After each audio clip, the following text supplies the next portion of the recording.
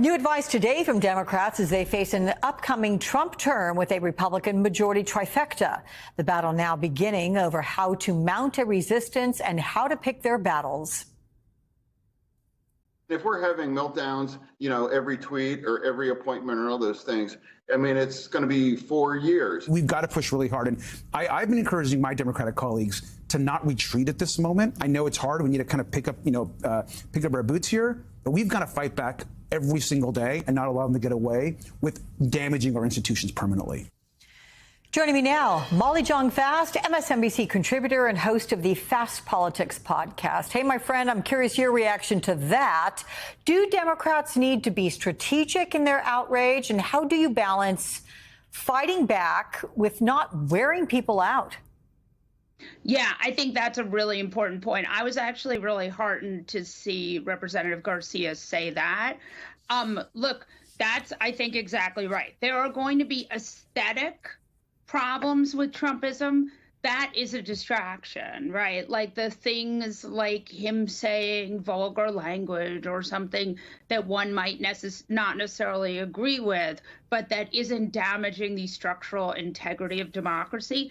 So I do think it's absolutely true. And look, I agree, too, that like this transition is going. Some picks are much, much, much more radical than others, right? Some are more like a Marco Rubio is much more in the vein of what we've seen in previous Republican administrations. So I do agree that if you're at 11 about everything, then you really don't stand a chance. Okay. Well, you opened the door to it, so let's talk about these cabinet picks. You've got Robert F. Kennedy Jr. leading the Department of Health and Human Services. That is certainly one of the selections that's raised the most alarm. He has suggested cutting entire departments and spreads vaccine conspiracy theories. And former HHS Secretary Kathleen Sebelius reacted to his selection. Listen to what she said.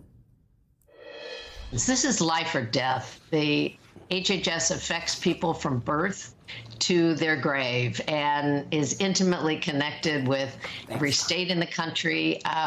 So this could be very dangerous. I think it's totally disqualifying for anyone who seeks to lead the major health agency in this country and one of the leaders in the world to just unequivocally say there is no safe and effective vaccine. That in and of itself, from the bully pulpit of HHS, could end up killing people. This is life or death. Could end up killing people. Is this the kind of language that has to now be used, very stark terms about the risks of some of these potential nominations? Yeah, I mean, I think like Robert F. Kennedy Jr. is not a doctor, right? He's a lawyer. It's not the same. Like Marco Rubio, it's a senator. He's been on, foreign relations. Yeah. Right. Foreign relations. He has some, you may not agree with him totally, but it's a very reasonable choice. This person is not a doctor. Usually the head of this agency is a doctor or someone who's been to medical school.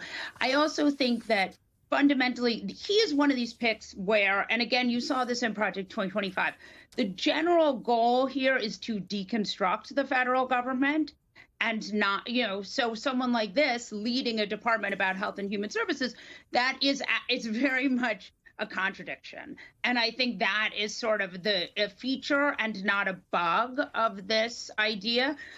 I don't know. Look, it's going to be the larger question is going to be if Trump is able to do recess appointments, that's going to give him power that he wouldn't otherwise have. If RFK has to sit through a Senate hearing, it's hard for me to imagine. There are a lot of senators who really are in the Senate because they believe that their job is important, right? And that the federal government can do good for people. And so I'm not sure those people, no matter what party, really want to see an end to the federal government helping people. Look, we've talked during the campaign about how a second Trump presidency would be more efficient and successful at implementing extreme policies. What do the cabinet picks tell you so far about that?